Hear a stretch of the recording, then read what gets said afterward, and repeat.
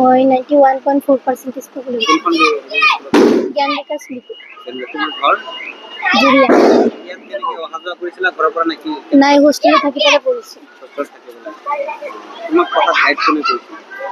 গাইডটো মোৰ ৰিটেনৰ আগলৈকে ছাৰে গাইড কৰিছে, পিছত ইয়াত অহাৰ পিছত মোৰ ছাৰৰ লগত কথা পাতিছে, পিছত ছাৰে কমপ্লিট ফ্ৰী দিছে। আশা কৰাৰ দৰে হোৱা নাই, ইংলিছত অলপ হেৰি হৈছে, অলপ কমিছে। আগত মই মানে এজন IAS অফিচাৰ হ'ব বিচাৰিছিলোঁ, UPSC ৰজিনা আছিল। ছাত্ৰী আৰু অভিভাৱক ৰাইজৰ জ্ঞাতাৰ্থে এটা কথাই কওঁ, আহ্বান জনাওঁ যে শিক্ষাৰ ক্ষেত্ৰত ধন টকা পইচা ইত্যাদি কোনো ধৰণৰ অন্তৰায় নহয়। তাৰ অন্যতম উদাহৰণ ৰজিনা ইয়াছমিন। তাই অত্যন্ত দুখীয়া ঘৰৰ ছোৱালী, তাইৰ দেউতাকে কাঠমিস্ত্ৰী কৰে, কিন্তু তাই আজি তাইৰ সপোন APSC বা UPSC ক্ৰেক কৰি পেলাই এজন উচ্চপদস্থ বিষয়া হোৱাৰ মন, আৰু তাইৰ এই ক্ষেত্ৰত কোনো ধৰণৰ আৰ্থিকভাৱে কোনো ধৰণৰ অসুবিধা হোৱা নাই।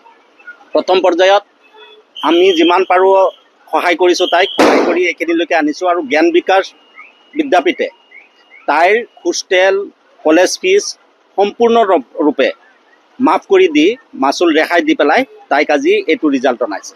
গতিকে মোৰ আহ্বান, ছাত্ৰ ছাত্ৰীসকলে মন পুতি পঢ়ক, ধন টকা পইচাৰ কথা চিন্তাই কৰিব নালাগে, ধন টকা পইচাৰ যোগাৰ হৈ যায়। তাৰ অন্যতম উদাহৰণ ৰজিনা ইয়াছমিন। এইখিনিয়ে মোৰ ক'বলগীয়া।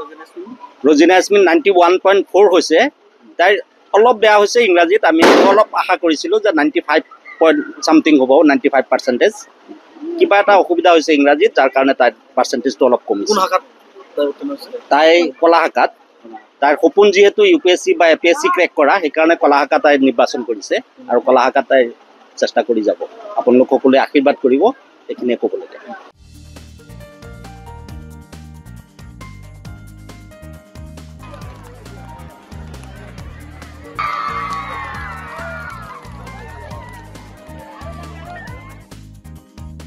মই 91.4% পাবলৈ জ্ঞান বিকাশ লিপি জুৰিয়া নাই হোষ্টেলত থাকি পেলাই পঢ়িছোঁ। গাইডটো মোৰ ৰিটেনৰ আগলৈকে ছাৰে গাইড কৰিছে, পিছত ইয়াত অহাৰ পিছত মোৰ ছাৰৰ লগত কথা পাতিছে, পিছত ছাৰে কমপ্লিট ফ্ৰী দিছে। আশা কৰাৰ দৰে হোৱা নাই, ইংলিছত অলপ হেৰি হৈছে, অলপ কমিছে।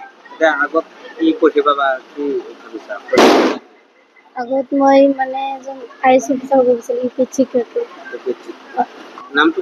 ৰজিনা আছিল। ছাত্ৰী আৰু অভিভাৱক ৰাইজৰ জ্ঞাতাৰ্থে এটা কথাই কওঁ, আহ্বান জনাওঁ যে শিক্ষাৰ ক্ষেত্ৰত ধন টকা পইচা ইত্যাদি কোনো ধৰণৰ অন্তৰায় নহয়। তাৰ অন্যতম উদাহৰণ ৰজিনা ইয়াছমিন।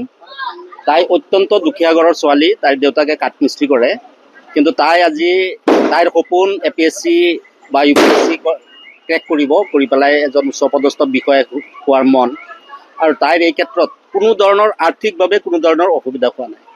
প্ৰথম পৰ্যায়ত আমি যিমান পাৰোঁ সহায় কৰিছোঁ, তাইক সহায় কৰি এইখিনিলৈকে আনিছোঁ, আৰু জ্ঞান বিকাশ বিদ্যাপীঠে তাইৰ হোষ্টেল কলেজ ফিজ সম্পূৰ্ণৰূপে মাফ কৰি দি মাচুল ৰেহাই দি পেলাই তাইক আজি এইটো ৰিজাল্ট অনাইছে।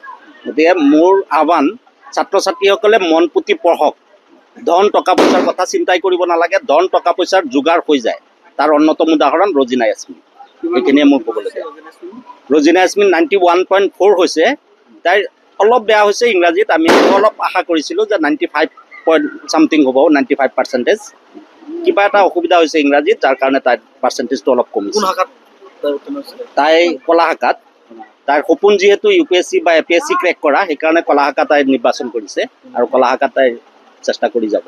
আপোনালোক সকলোৱে আশীৰ্বাদ কৰিব, এইখিনিয়ে ক'বলগীয়া।